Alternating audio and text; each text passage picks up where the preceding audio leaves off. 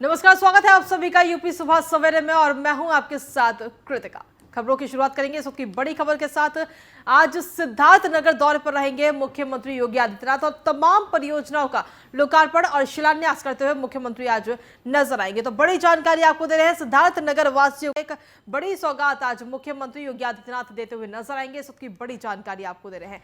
आज सिद्धार्थनगर दौरे पर रहेंगे मुख्यमंत्री योगी आदित्यनाथ, जहां पर 525 करोड़ की परियोजनाओं का लोकार्पण करेंगे, साथ ही जनसभा को भी संबोधित करेंगे मुख्यमंत्री। तो इस वक्त की बड़ी जानकारी आपको दे रहे हैं, 525 करोड़ की परियोजनाएं जो हैं वो सिद्धार्थ नगर के जो वासी हैं उनको आज मिलने वाली हैं। तो बड़ी जानकारी आपको दे रहे हैं। सिद्धार्थनगर दौरे पर हैं आज मुख्यमंत्री योगी आदित्यनाथ, जहां पर तमाम परियोजनाओं का लोकार्पण और शिलान्यास मुख्यमंत्री आज करेंगे और साथ ही 525 करोड़ की लागत की जो परियोजनाएं हैं उनका लोकार्पण आज मुख्यमंत्री करते हुए नजर आएंगे। इसके अलावा जनसभा को भी मुख्यमंत्री संबोधित करेंगे।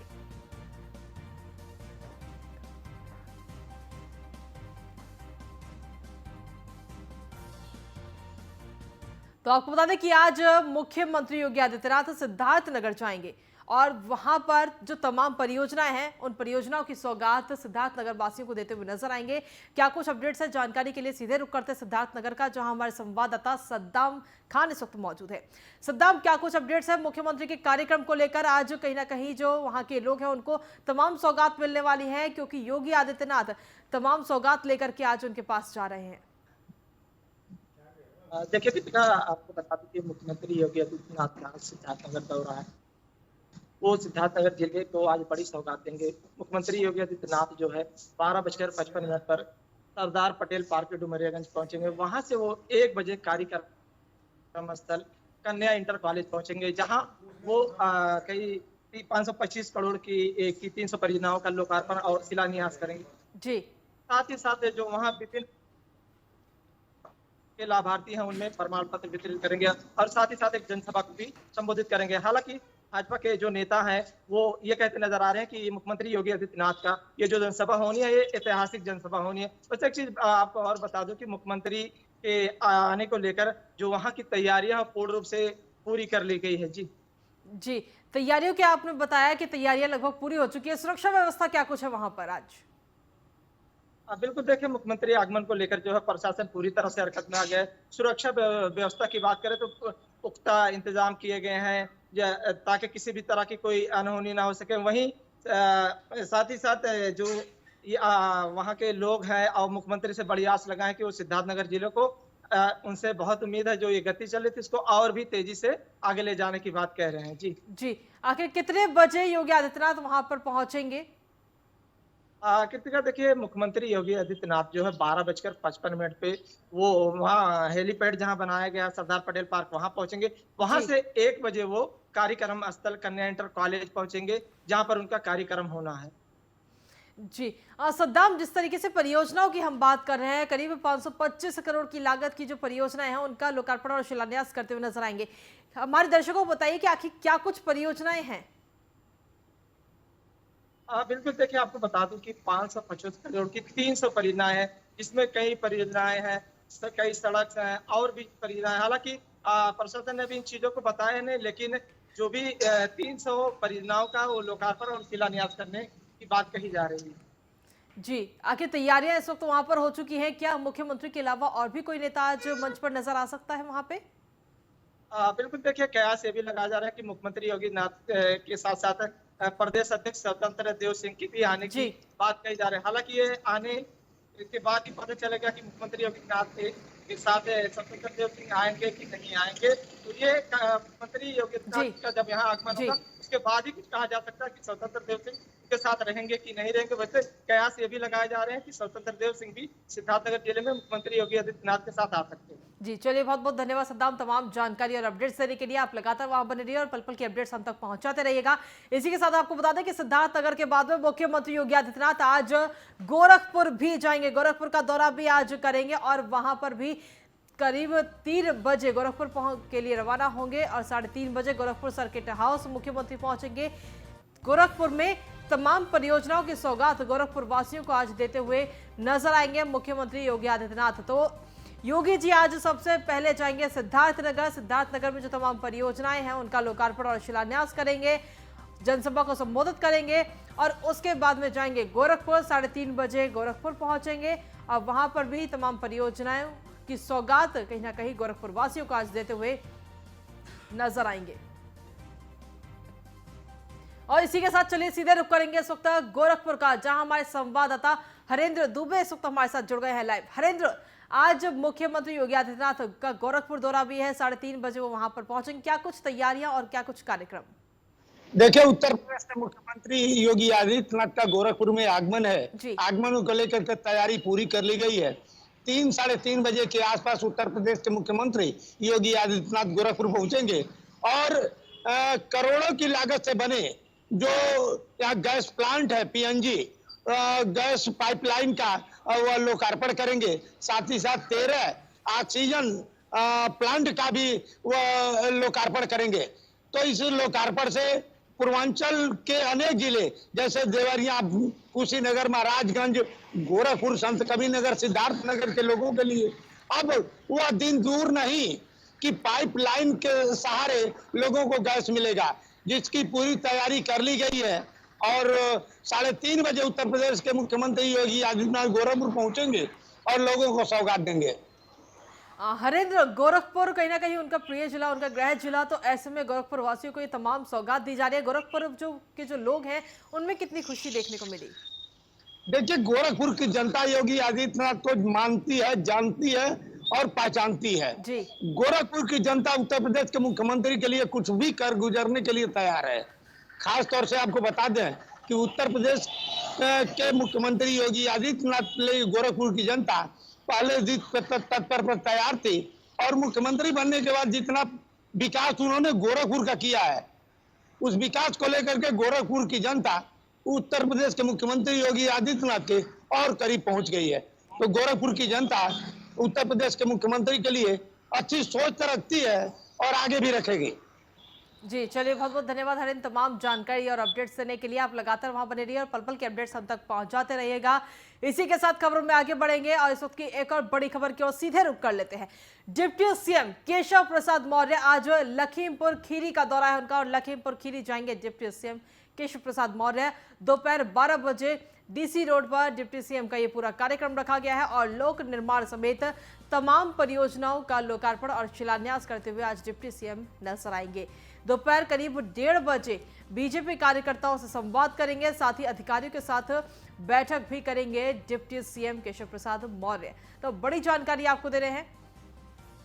आज जहां एक तरफ योगी आदित्यनाथ लगातार अपने कार्यक्रम कर रहे हैं और आज योगी आदित्यनाथ का सिद्धार्थनगर दौरा है, गोरखपुर दौरा है, तो वहीं दूसरी तरफ डिप्टी सीएम केशव प्रसाद मौर्य भी आज लखीमपुर खीरी के दौरे पर है और जहां पर वो करीब 12 बजे डीसी रोड पर डिप्टी सीएम का ये पूरा कार्यक्रम रखा गया है और इस कार्यक्रम में कहीं ना कहीं तमाम जो परियोजनाएं हैं उनका लोकार्पण और शिलान्यास करते हुए आज डिप्टी सीएम नजर आएंगे। वहीं दोपहर 1:30 बजे बीजेपी कार्यकर्ताओं से बातचीत भी आज डिप्टी सीएम करेंगे।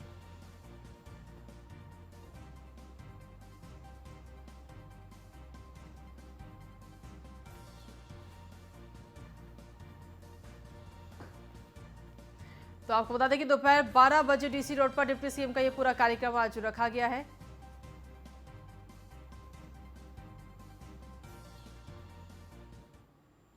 और इसी पर अधिक जानकारी के लिए सीधे रुक करते हैं इस वक्त लखनऊ का, जहां हमारे संवाददाता अश्विनी इस वक्त जुड़ गए हमारे साथ में।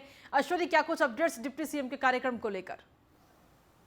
बिल्कुल, डिप्टी सीएम केशव प्रसाद मौर्य का आज लखीमपुर खीरी का दौरा है। वहां पर वो लगभग 12 बजे के आसपास पहुंचेंगे और उसके बाद तमाम जो योजनाएं हैं, लोक निर्माण विभाग से जुड़ी हुई योजनाएं या तमाम अन्य योजनाएं, उनका लोकार्पण शिलान्यास करेंगे। निश्चित तौर पर इसके बाद एक जनसभा होगी जिसको संबोधित करेंगे, अधिकारियों के साथ बैठक करेंगे, समीक्षा बैठक होगी जिसमें ये देखा जाएगा कि काम सरकार जो योजनाएं ला रही हैं वो कितनी कारगर साबित हो रही हैं, जनता के बीच योजनाएं पहुंच रही हैं या नहीं पहुंच रही हैं, इनको लेकर के बैठक होगी। साथ ही साथ विधानसभा चुनाव आने वाला है, ऐसे में कार्यकर्ता हैं उनके साथ भी बैठक करेंगे, कार्यकर्ताओं के साथ बातचीत करेंगे और बेहतर फीडबैक लेंगे कि आखिर बेहतर उम्मीदवार कौन हो सकता है उनके यहाँ से। निश्चित तौर पर इन तमाम चीजों को लेकर के आज उप मुख्यमंत्री केशव प्रसाद मौर्य का लखीमपुर दौरा है। अश्विनी लखीमपुर दौरे में कार्यक्रम में हिस्सा लेने के बाद में वो बीजेपी के जो कार्यकर्ता हैं उनसे भी बातचीत करते हुए नजर आएंगे।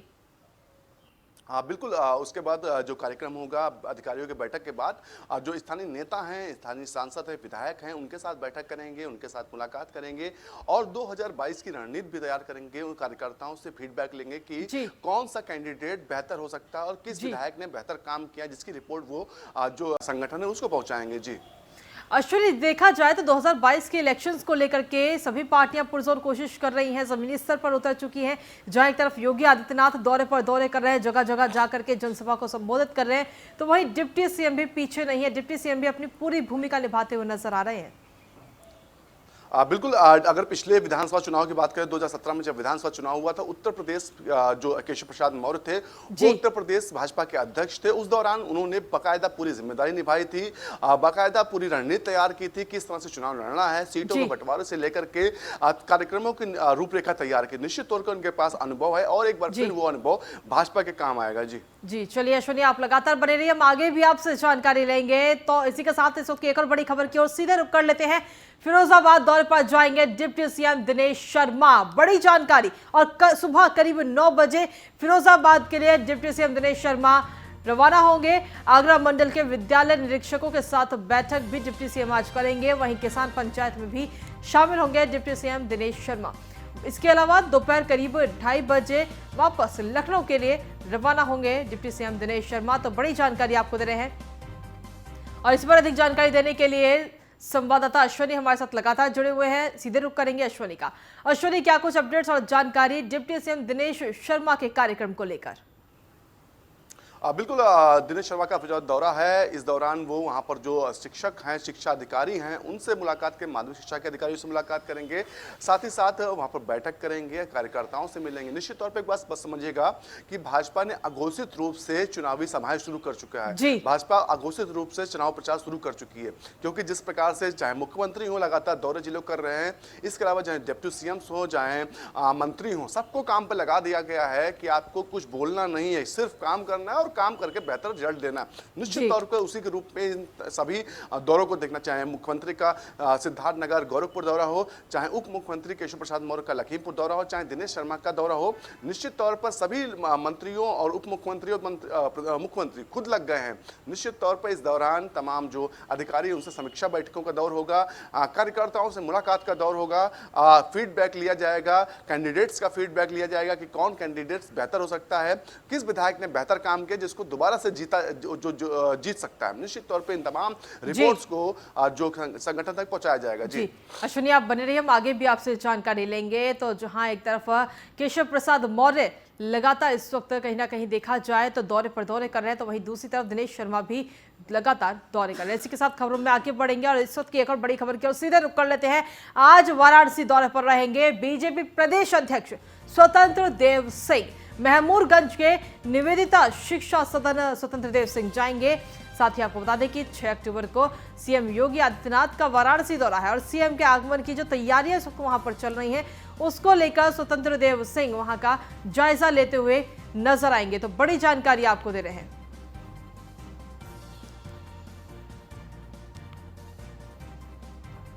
और इसी के साथ चलिए खबरों में आगे बढ़ेंगे। बात करेंगे अब लखनऊ के, जहां पर आज से आम आदमी पार्टी के चाणक्य विचार सम्मेलन होने वाला है। ब्राह्मणों को लुभाने के लिए आम आदमी पार्टी ये सम्मेलन कर रही है। राज्यसभा सांसद संजय सिंह इस पूरे कार्यक्रम में आज शिरकत करने वाले हैं। दोपहर 2 बजे गांधी भवन लखनऊ में ये पूरा कार्यक्रम आज रखा गया है। तो बड़ी जानकारी आपको दे रहे हैं, आम आदमी पार्टी से राज्यसभा सांसद संजय सिंह का ये पूरा कार्यक्रम है और लखनऊ में ये कार्यक्रम होगा। दोपहर 2 बजे का ये कार्यक्रम है। इसी पर अधिक जानकारी देने के लिए संवाददाता अश्विनी हमारे साथ लगातार जुड़े हुए हैं लखनऊ से। अश्विनी, क्या कुछ तैयारियां इस वक्त है, क्योंकि संजय सिंह आम आदमी पार्टी के सांसद हैं और उनका ये पूरा कार्यक्रम रखा हुआ है? बिल्कुल, अगर बात करें आम आदमी पार्टी है जो उसका तमाम इससे पहले भी कार्यक्रम हो चुके हैं जिसमें तिरंगा यात्रा रही और अब जो है वो चाणक्य विचार सम्मेलन शुरू होने जा रहा है। विचार सम्मेलन में अगर बात करें तो ब्राह्मणों को जोड़ने की एक बार फिर कवायद जो है आम आदमी पार्टी करेगी। इससे पहले देखा गया कि बसपा ने शुरुआत की, सपा ने भी इंटरफेयर किया, भाजपा ने भी चाहा कि ब्राह्मणों के साथ रहे और अब आम आदमी पार्टी भी चाह रही है कि ब्राह्मणों के साथ आ जाए। 13% लगभग वोट है ब्राह्मण का उत्तर प्रदेश का और ये तो सुनिश्चित है जिस ओर अगर ब्राह्मण जाएगा तो सरकार बनाने से कहीं ना कहीं उसमें तकलीफ नहीं होगी इस पार्टी को।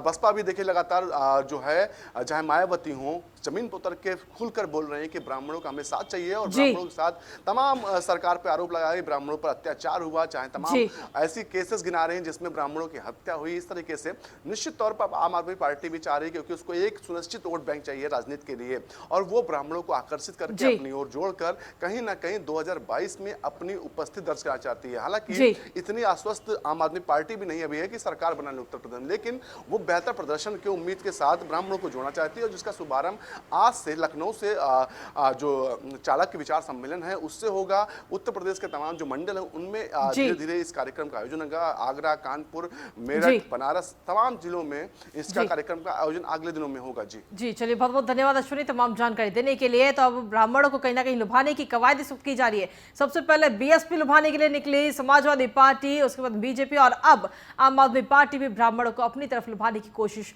कर रही है। 2022 की तैयारियों में जुटी बीजेपी अब युवा वोटर्स पर सीधे तौर पर नजर रखने वाली है और इसी कड़ी में बीजेपी अब युवा वोटर्स के लिए अभियान भी चलाएगी जिसके तहत 201 सम्मेलन किए जाएंगे। देखिए ये रिपोर्ट।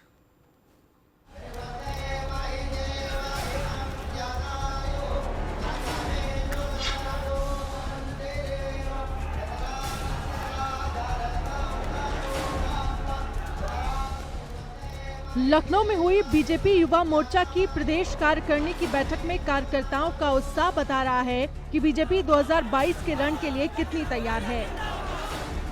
बीजेपी की रणनीति युवाओं को अपने पाले में करने की है। इस रणनीति को अमली जामा पहनाने में युवा मोर्चा पदाधिकारियों का अहम रोल होगा।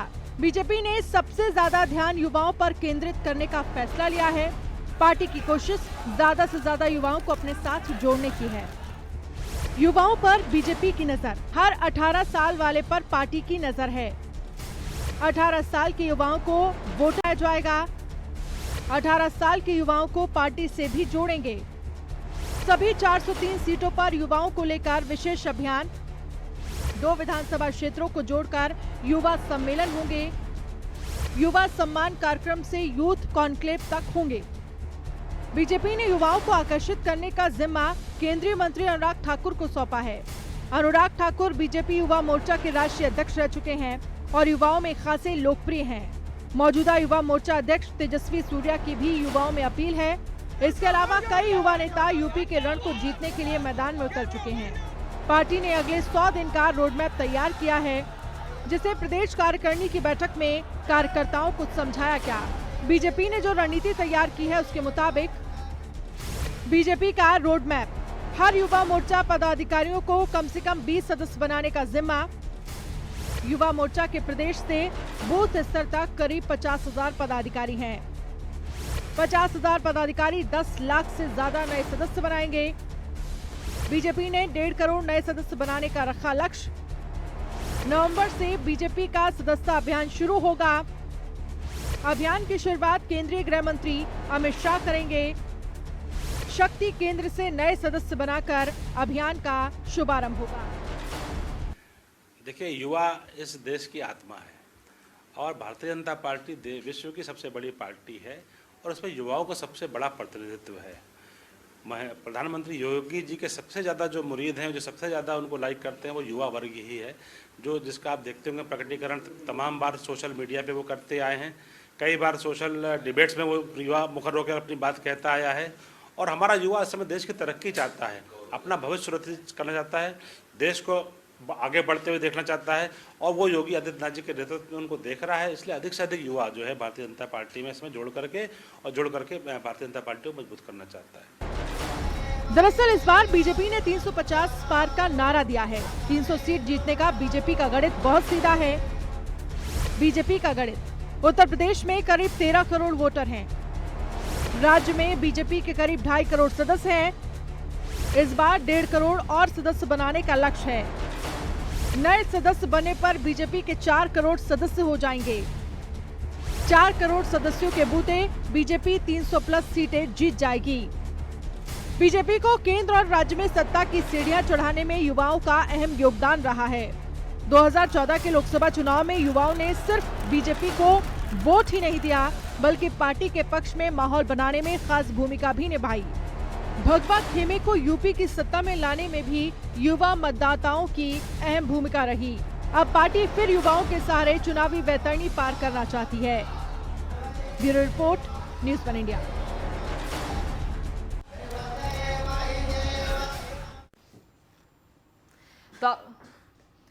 तो आपको बता दें कि 2022 की तैयारियां इस वक्त कहीं ना कहीं नजर आ रही हैं और भारतीय जनता पार्टी पूरी तरीके से 2022 की तैयारियों में जुट चुकी है और खास तौर पर युवाओं पर सीधी नजर भारतीय जनता पार्टी अपनी बनाई हुई है और इसके लिए सम्मेलन भी किए जा रहे हैं। 201 सम्मेलन युवाओं को लुभाने के लिए भारतीय जनता पार्टी कर रही है। दरअसल अगले साल यानी कि 2022 में उत्तर प्रदेश विधानसभा चुनाव है और उसके लिए युवा वोटर्स पर भारतीय जनता पार्टी अपनी पैनी नजर बनाए हुए है। वहीं उत्तर प्रदेश विधानसभा चुनाव को लेकर सभी पार्टियां मैदान में उतर गई हैं। कहीं कोई जाति की आड़ लेकर तो चुनावी बुल फूंक रहा है, तो कोई रथ यात्रा के जरिए वोटर्स को रिझाने की कोशिश में लगा हुआ है। इसी क्रम में प्रगतिशील समाजवादी पार्टी वृंदावन से 12 अक्टूबर को सामाजिक परिवर्तन रथ यात्रा की शुरुआत करेगी। शिवपाल यादव ने बेटे आदित्य यादव ने ज्यादा से ज्यादा लोगों को रथ यात्रा में शामिल होने की अपील की है। आदित्य यादव ने बताया कि सामाजिक परिवर्तन रथ यात्रा 13 अक्टूबर को मथुरा से इटावा पहुंचेगी और 14 तारीख को इटावा में सामाजिक परिवर्तन रथ यात्रा का कार्यक्रम होगा। देखिए, बहुत बड़ी तैयारी हम लोगों ने की है। इस समय जो उत्तर प्रदेश के अंदर हालत, जो स्थिति है प्रदेश की, उसको देखते हुए जो सामाजिक परिवर्तन रथ यात्रा शुरू की गई है, वो 12 तारीख से मथुरा से वृंदावन से शंखनाद करके शुरू की जाएगी और 13 तारीख को शाम को संध्या में इटावा आएगी और 14 तारीख को इटावा में उसका कार्यक्रम होगा। हम लोगों का प्रयास है कि सभी लोग, जिन्होंने निरंतर समाजवादी सोच के सभी लोग एकजुट होकर इस यात्रा में साथ। अब वही खबरों में आगे बढ़ते और बात करेंगे अब अलीगढ़ की, जहां अलीगढ़ के सासनी गेट इलाके के पंचनगरी में खिलौनों के गोदाम में भीषण आग लग गई। रिहायशी इलाके गोदाम होने की वजह से आग बुझाने में दिक्कतों का सामना भी करना पड़ रहा है। मौके पर मौजूद लोगों ने बताया कि आग में अब तक करीब 30 लाख रुपए का माल जलकर खाक हो चुका है। फिलहाल फायर ब्रिगेड की 3 गाड़ियां मौके पर मौजूद और आग बुझाने की कोशिश की गई।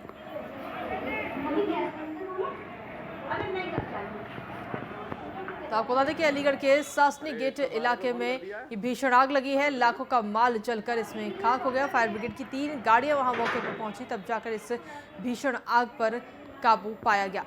दरअसल खिलौनों के गोदाम में ये आग लगी थी और इस आग की वजह से करीब 30 लाख के माल का नुकसान हुआ है। अरे 112 पे फोन कर दिया है पल्लव से, ना फायर ब्रिगेड की 3 गाड़ियां वहां मौके पर पहुंची और अलीगढ़ की ये तस्वीरें आप देख रहे हैं। अलीगढ़ के सासनी गेट की ये तस्वीरें, जहां पर खिलौना बनाने वाली जो फैक्ट्री है उसमें अचानक आग लगी और लाखों का माल जलकर खाक हो गया। रिहायशी इलाका होने की वजह से फायर ब्रिगेड की गाड़ियां थोड़ा देरी से पहुंची और इस दौरान काफी नुकसान, लाखों का नुकसान इस फैक्ट्री में हो गया।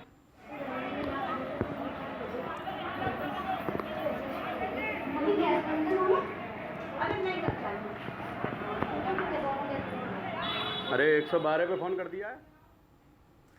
तो इसी के साथ फिलहाल इस बुलेटिन में मेरे साथ इतना ही, लेकिन आज दोपहर 12 बजे से आप देखना मत भूलिएगा न्यूज़ वन इंडिया के मंच पर पंचायत सरकार।